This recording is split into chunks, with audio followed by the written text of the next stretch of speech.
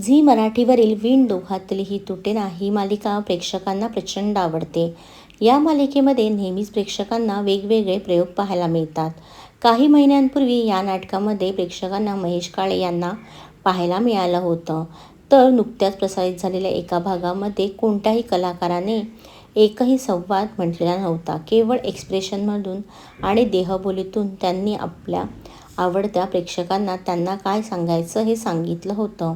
आणि आता या मालिकेमध्ये एक वेगळा आणि छान प्रयोग होणार आहे. या मालिकेचा नुकताच एक प्रोमो प्रेक्षकांच्या भेटीस आला आहे. या प्रोमोमध्ये प्रेक्षकांचे लाडके समर आणि स्वानंदी एका नाटकाला जात आहेत.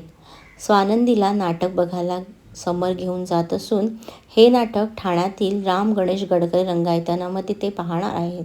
हे नाटक लग्नपंचमी हे असून हे नाटक पाहताना रोमॅन्टिक सीनमध्ये समर मुख्य कलाकाराच्या जागी स्वतःला तर नायिकेच्या जागी स्वानंदीला इमॅजिन करणार आहे.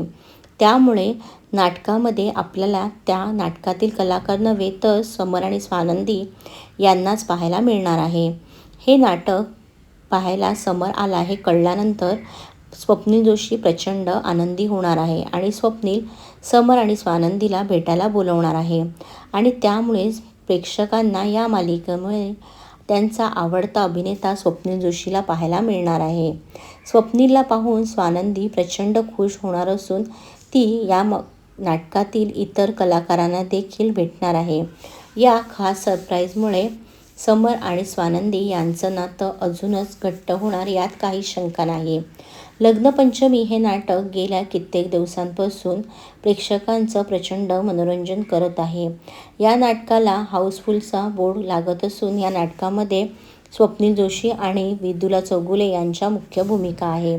खरं तर यामध्ये विदुलाच्या ऐवजी अमृता खानविलकर मुख्य नायिकेच्या भूमिकेत होती. मात्र तिने तिच्या कामांमुळे काहीच दिवसांपूर्वी ह्या नाटकातून एक्झिट घेतली असून तिची जागा आता विदुलाने घेतली आहे. तसंच विण दोघातली ही तुटेना या मालिकेची लेखिका ही मधुगंधा कुलकर्णी असून लग्नपंचमी या नाटकाची लेखिका देखील तीच आहे आणि त्याचमुळे आपल्याला लग्नपंचमी आणि विण दोघातली ही तुटेना हे दोन्ही गोष्टी एकत्र पाहायला मिळणार आहेत.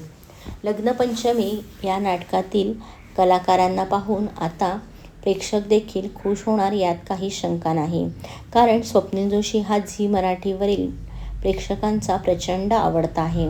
त्याने झी मराठीवर अनेक हिट मालिका देखील दिल्या आहेत. तुम्हाला या भागाची उत्सुकता किती लागली आहे ती आम्हाला नक्कीच कळवा आणि यांसारखे व्हिडिओ पाहण्यासाठी पी स्क्वेअर मराठीला सबस्क्राईब करा.